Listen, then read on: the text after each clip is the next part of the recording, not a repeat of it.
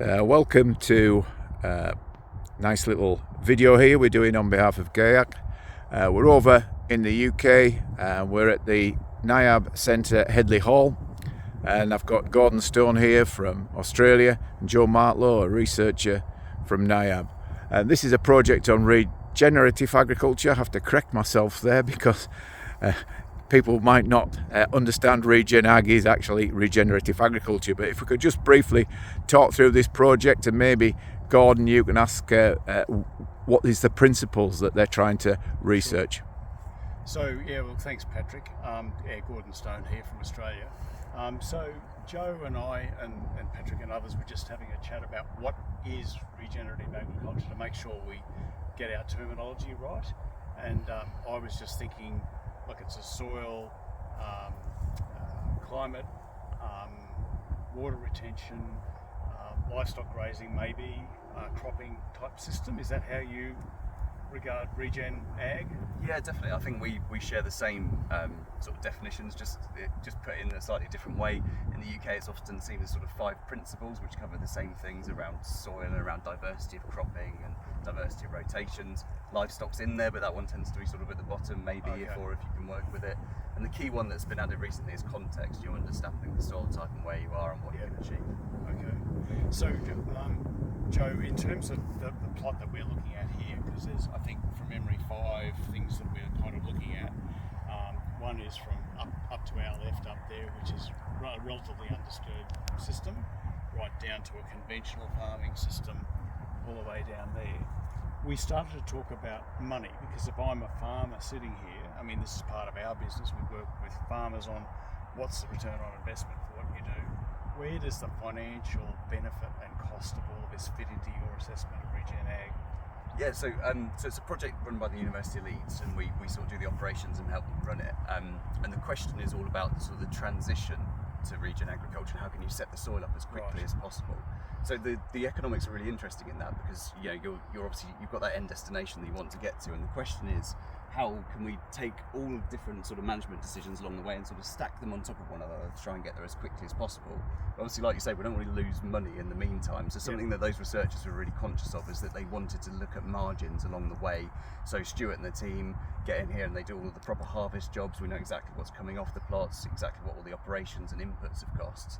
So you can start to see that, ability to judge, your input investment into sort of achieving that regen and how that works for your business. It might be that it's a little bit that you want to do over a long period, or it might be that you want to go really crazy and, leave the plots for a couple of years, have a herbal lay in there, graze it with some sheep and try and do it that way. So that's exactly what this is trying to find out. Okay.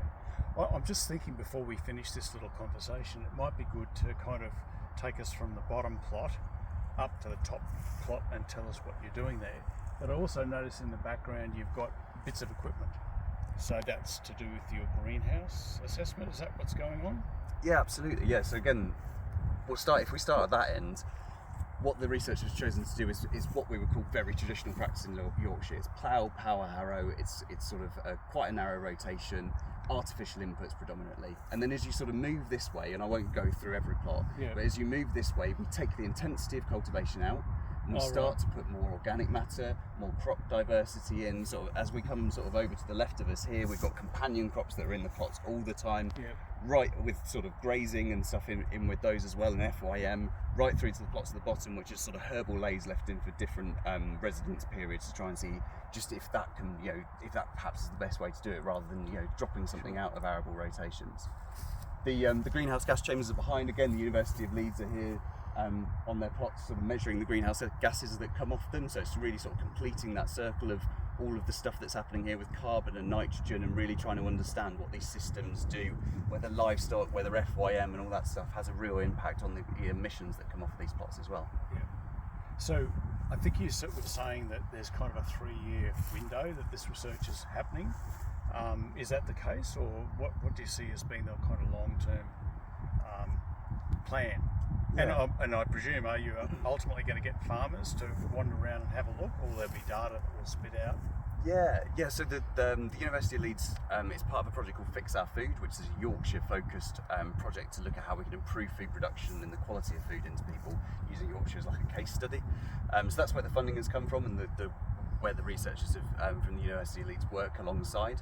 They've been doing loads and loads of extension work since they've had this here, so they've had loads of farmers along. Actually, there was quite a good group of stakeholder farmers that decided the treatments in the first place as well. So, from the off, they've sort of been engaging with the farming community. So hopefully that's made the experiment stronger, if anything, yeah. And one final quick question. Where do chemical inputs feature in all of this?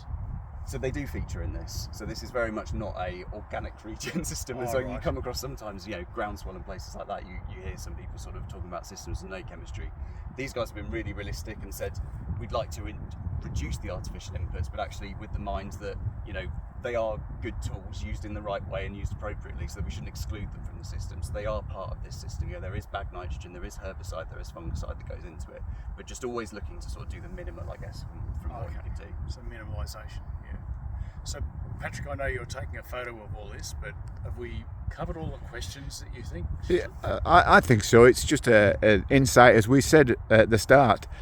We're all going down this course of action, whether you happen to be in Brazil, Argentina or America. It's just interesting to see each country and how they're planning or looking at the research behind getting the data, which will actually be what we will be interested in as the frontline agronomists, to actually assess the economic impact on our clients. So I think it's very useful from that point.